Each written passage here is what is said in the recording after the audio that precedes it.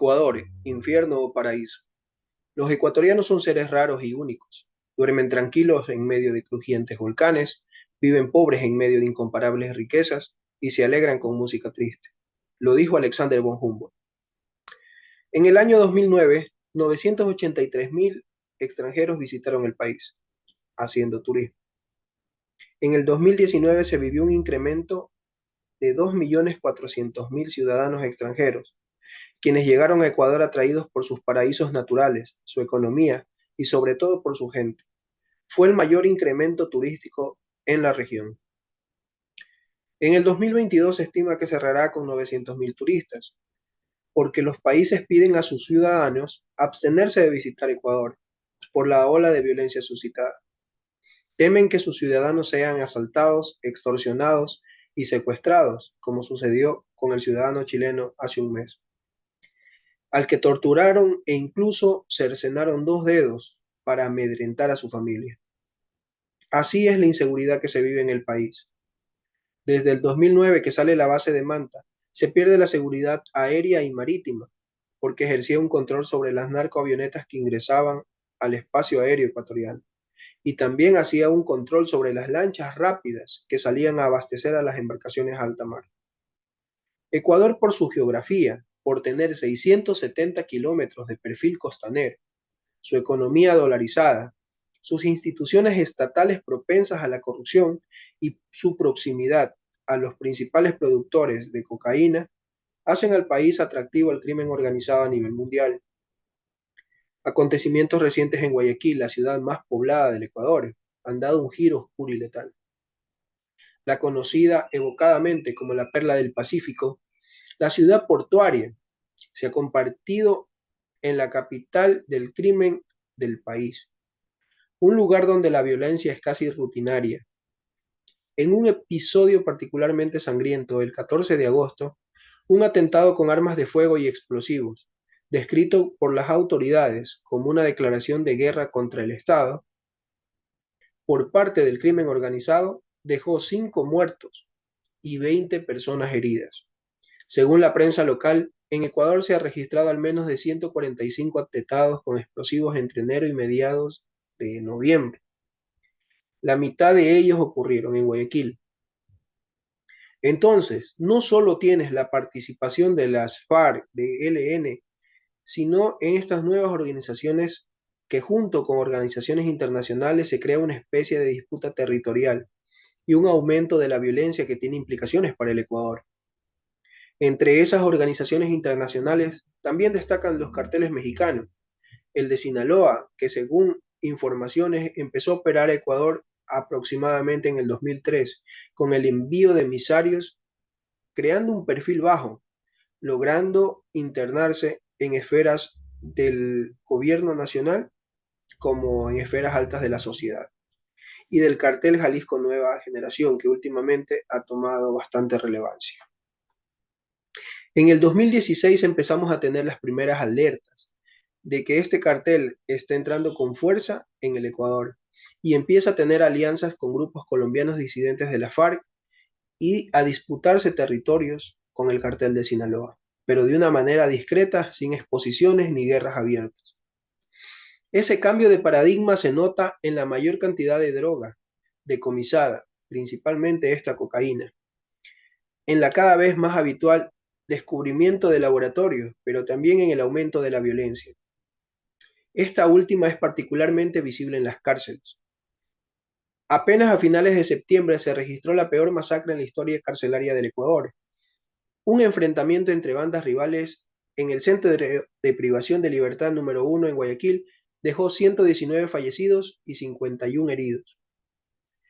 Esas bandas están ligadas con el narcotráfico y se disputan el control territorial, tanto dentro como fuera de la cárcel. En una encuesta realizada por Sedatos gracias al apoyo de la Fundación Panamericana para el Desarrollo, el 42% de los ecuatorianos cree que la principal causa de inseguridad es la ineficiencia y la corrupción del sistema judicial. La falta de valores y principios está a la par. Le siguen la carencia de las leyes adecuadas y la ineficiencia y corrupción de la Policía Nacional. La corrupción ha permeado a todos los estamentos del Estado, y es por eso que se llega a entender el poder que llegan estas bandas a tener para introducir en las cárceles fusiles, armamento pesado, granadas, licores, drogas. Eso solamente se entiende cuando un sistema está corrompido. Al menos en esta parte del mundo, en toda Latinoamérica, los países atraviesan problemas de corrupción y Ecuador no es la excepción. Ninguna institución está exenta de ser permeada por organizaciones. Los grupos de crimen organizado, bandas urbanas, asaltantes y ladrones comunes ponen en jaque la seguridad del Ecuador. Y mientras la ciudadanía reclama protección, el índice de asesinatos va en aumento. Mientras tanto, el gobierno ha tomado decisiones como de sacar al ejército a las calles, pero no ha logrado controlar la situación en su totalidad. Si no somos capaces como sociedad en su conjunto de romper los ciclos negativos que producen inseguridad, si no somos capaces de cambiar las actitudes negativas de los ciudadanos que influyen en su comportamiento violento y delictivo, tristemente tendremos que seguir observando una tendencia de crecimiento de la violencia y de la inseguridad. Con la ayuda de municipios para trabajar en la prevención de los delitos y la violencia, la lucha de la policía y el ejército contra el crimen organizado en las calles, con la ayuda de la sociedad y el proceso de rehabilitación del sistema penitenciario, el gobierno está tratando de hacer lo mejor que puede. Pero sin cambiar la mentalidad, no se cambia absolutamente nada. Tenemos que empezar por eso. Por primera vez en la historia del país, la inseguridad está en el primer lugar de preocupación. La sociedad siente que sus gobernantes no están trabajando por la solución de sus principales problemas cotidianos. Estamos cerca de un estallido social.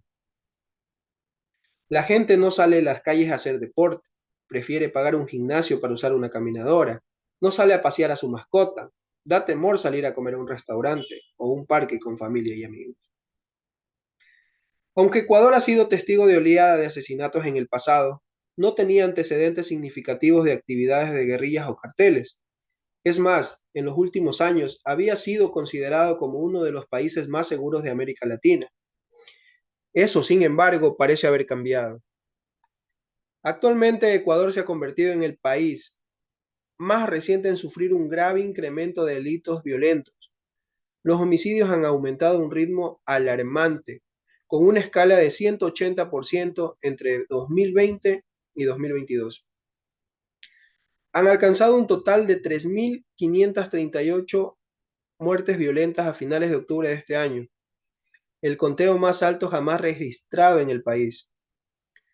La policía atribuye el 80% de esos asesinatos a enfrentamientos entre grupos criminales que compiten por el control de la distribución y exportación de drogas, principalmente de cocaína.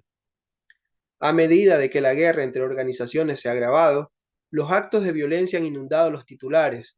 No solo ha habido carros bomba, también decapitaciones, cadáveres colgados de puentes y drones arrojando explosivos sobre cárceles. La violencia carcelaria de todo tipo se ha disparado. Los datos más recientes revelan que los asesinatos en prisión aumentaron de 46 en el 2020 a más de 400 en el 2022. Vamos a tomar el ejemplo, el Guasmo, que es uno de los barrios más populares de Guayaquil. Es donde se acentúa la violencia. El Guasmo es un barrio de clase trabajadora al sur de Guayaquil. Está ubicado cerca del puerto marítimo, que maneja el 85% de las exportaciones no petroleras del país, y está dividido por fronteras invisibles trazadas por el crimen organizado. Es objeto de una violencia incesante. Los grupos criminales se disputan el territorio cercano al puerto, que presuntamente usan para ocultar cocaína en contenedores de carga que parten hacia Europa y Estados Unidos. El 3 de agosto, la policía encontró una fosa común en el barrio, con los restos de 6 personas. Hasta septiembre se habían registrado 100 homicidios en Guayaquil y los cantones vecinos de Durán y San Borondón, todos pertenecientes a la provincia del Guayas, eclipsando el total de todo el año anterior y muy por encima de los 384 registrados en el 2020. Los padres se han visto obligados a prohibirle a sus hijos menores jugar en el parque y salir de la casa después de las 6 p.m. por miedo a balaceras, balas perdidas.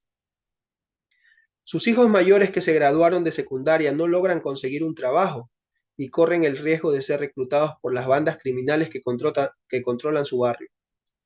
La preocupación por la posibilidad de que sus hijos se vuelvan adictos a las drogas está latente, pues son baratas y fáciles de conseguir, más fáciles de conseguir que un trabajo. Lo que llama la atención en estos últimos meses es la extorsión que ha habido en el país. A todo negocio le llega una demanda de contribución voluntaria de parte de bandas delictivas, las llamadas vacunas, que incluso han querido corromper a la educación, solicitando a los planteles educativos sean sumisos a estas organizaciones. El sustento de muchas familias en este y otros barrios depende del negocio de la droga.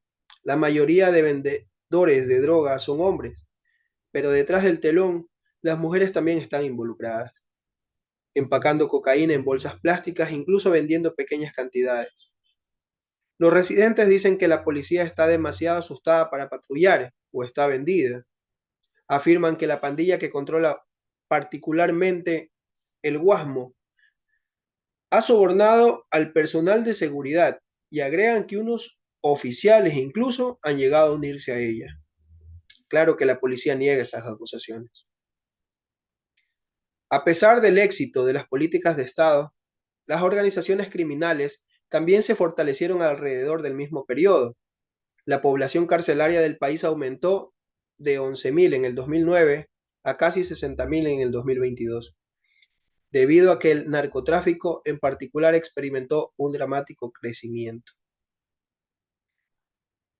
Muchos de los que han sido arrestados por delitos no violentos relacionados con drogas resultaron ser blancos fáciles para el reclutamiento forzoso por parte del crimen organizado. Muchos detenidos, incluso aquellos de prisión preventiva o condenados por delitos menores como accidentes de tránsito, son obligados a trabajar con organizaciones criminales para preservar su integridad física o acceder a artículos de primera necesidad, como colchones, ropa de cama e insumos de salud. Si el narcotráfico ha sacudido la vida de las personas, las cárceles se han convertido en los escenarios donde el crimen organizado trama sus batallas por el control del narcotráfico. Alrededor de 30.000 de los 50.000 reclusos actuales pertenecen a un grupo delictivo. Las cárceles se han convertido en el centro de operaciones de estos grupos.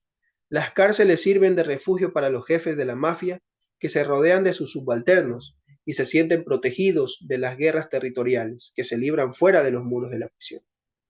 Sin embargo, estos mismos lugares están llenos de riesgos y las bandas parecen tratarlos como escenarios macabros de actos de violencia, destinados a enviar mensajes a una amplia audiencia.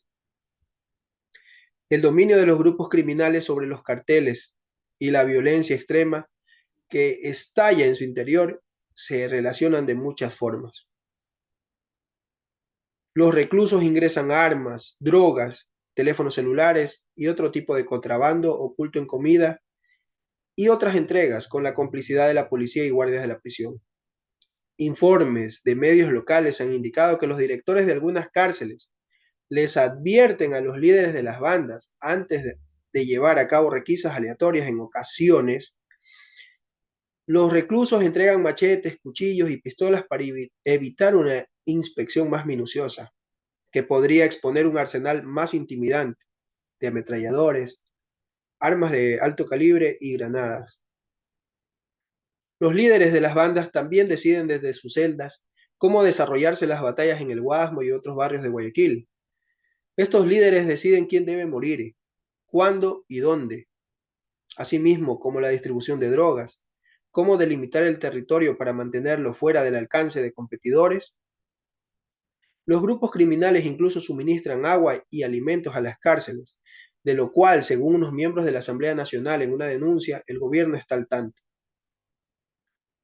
Los ciudadanos ecuatorianos piden un Nayib Bukele, quien ha emprendido una incesante campaña de mano dura con detenciones masivas de presuntos pandilleros, parte de su desprecio general por las normas democráticas. El país no es ajeno a las tácticas de mano dura. Tras la explosión del 14 de agosto, el presidente Lasso declaró un sexto estado de excepción desde que asumió el cargo en el 2021, con el fin de aumentar el despliegue militar en Guayaquil. Tuvo un impacto mínimo o nulo. La tasa de homicidios se ha mantenido igual desde entonces y Ecuador no va en camino a superar esto. Y aparte de Guayaquil, se unió Esmeraldas. Las deficiencias de fuerzas de seguridad para hacer frente a la ola delictiva, además del ejército, las capacidades de investigación de la policía, que según informes están por debajo de la media, y un elenco rotatorio en los altos mandos policiales, han afectado la continuidad de las políticas de seguridad. También es probable que las acusaciones de corrupción en las fuerzas de seguridad socaven los esfuerzos del presidente Lasso por obtener fondos adicionales de Estados Unidos para poner en marcha su Plan Ecuador, una iniciativa destinada a atraer fondos de Estados Unidos y de la Unión Europea y ayudar para la aplicación de ley con el fin de reforzar a la policía y el ejército del país. La advertencia llega después de conocer los resultados del estudio de percepción ciudadana sobre criminalidad, leyes y derechos humanos en las provincias de Esmeralda, Santo Domingo y Manabí. El 82% de encuestados piensa que el sistema judicial está corrupto y el 78% que hay poca respuesta por parte de las autoridades para resolver el problema.